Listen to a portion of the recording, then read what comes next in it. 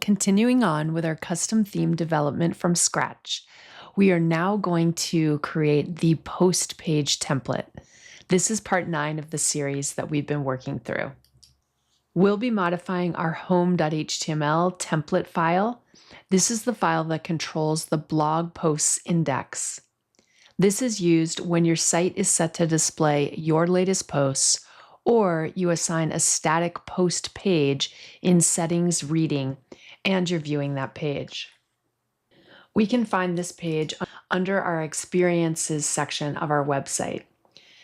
We had previously gone into settings reading and we set the post page to experiences. Typically, when you do this, all of your posts are going to display on this page.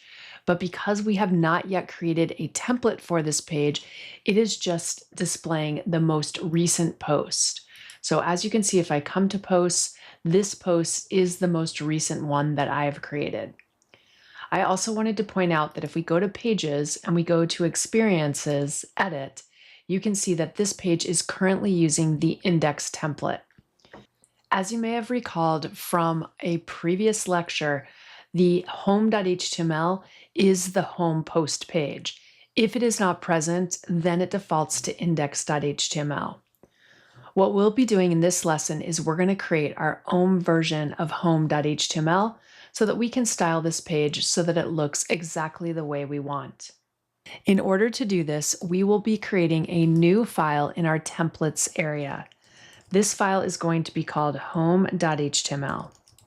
Once again, this page is going to start off in a similar fashion as how we did single and index, in that I want my header to appear at the top and my footer to appear at the bottom. So those are the first items that I'm going to add. Then we're going to go ahead and we're going to create some additional content. I will start off by making a WP group comment, and of course I'm going to need to close this as well. Inside this section of the page, I'm going to create a main element, and we'll go ahead and define a class of WP block group, align full, and we'll give it a class of post home. This will allow us several unique ways that we can hook this element with CSS. The first item that I'm going to add within main is going to be a query title.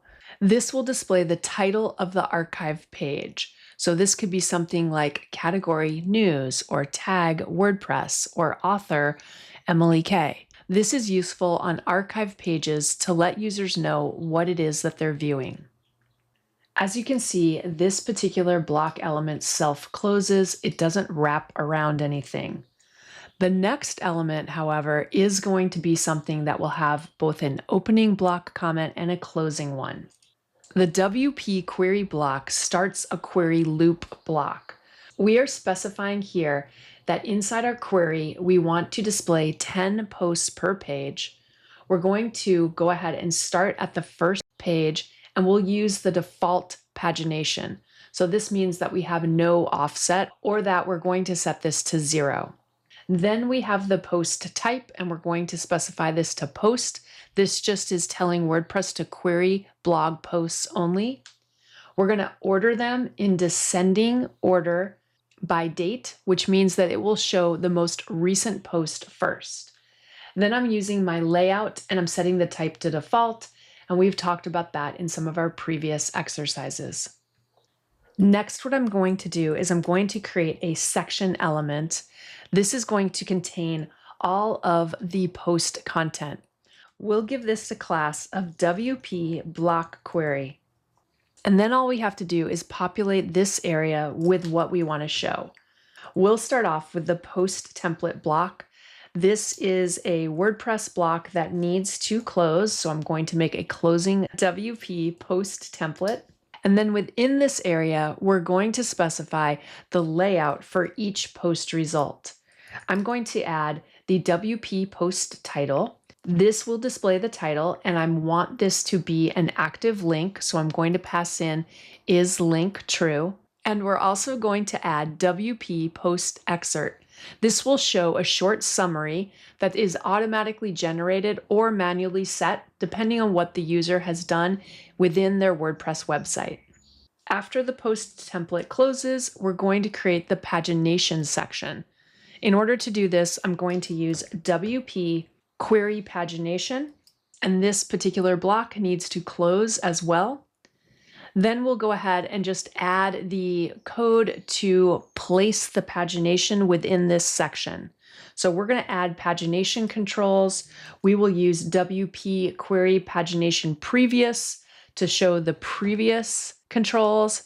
Then we're going to use WP query pagination numbers. This will allow the page numbers to show. And then after that, we're going to use WP query pagination next, which is going to show a link for the next page. This will only show up if it is necessary. So if we have more than 10 posts, this will show up. Otherwise, it will not show up.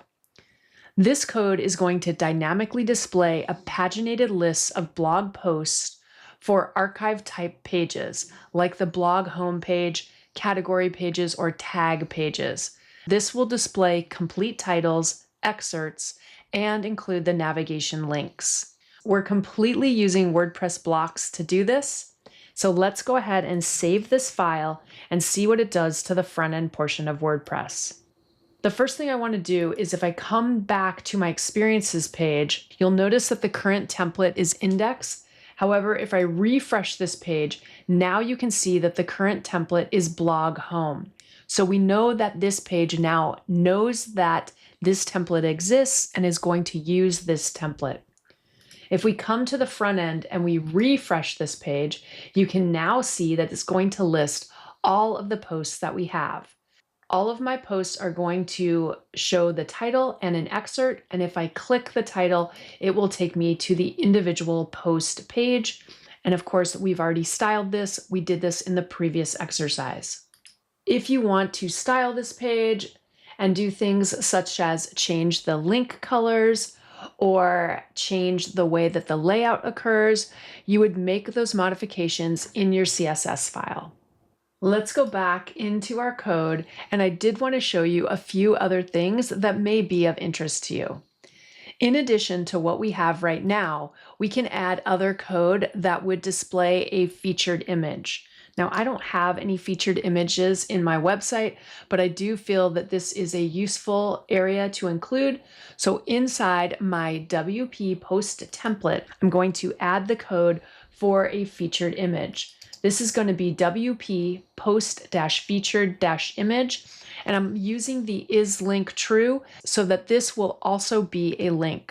If we wanted to change the size of the post title, we could do that with CSS, or we can pass those instructions right in through this code. So after true, if I go ahead and add a comma and put level 2, this is going to change the titles to be a heading of level 2.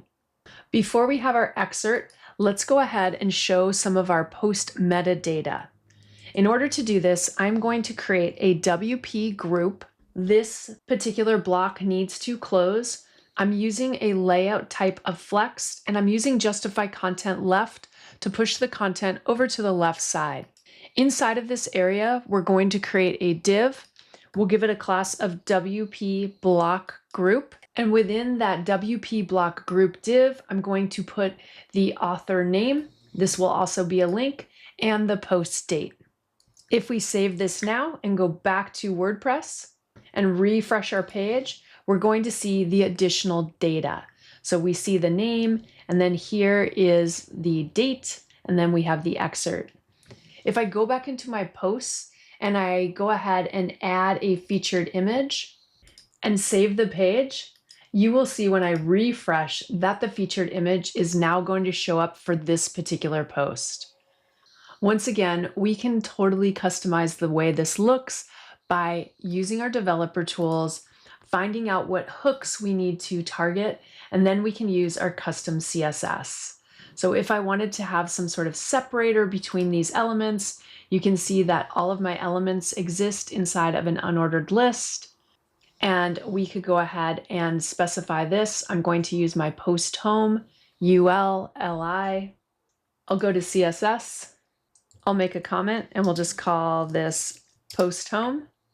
If we go ahead and use a selector of post home ULLI and add a border bottom and some padding, if we save our page and go back to the front end portion of WordPress and refresh, you can now see that each of my posts is going to be separated by a thin line.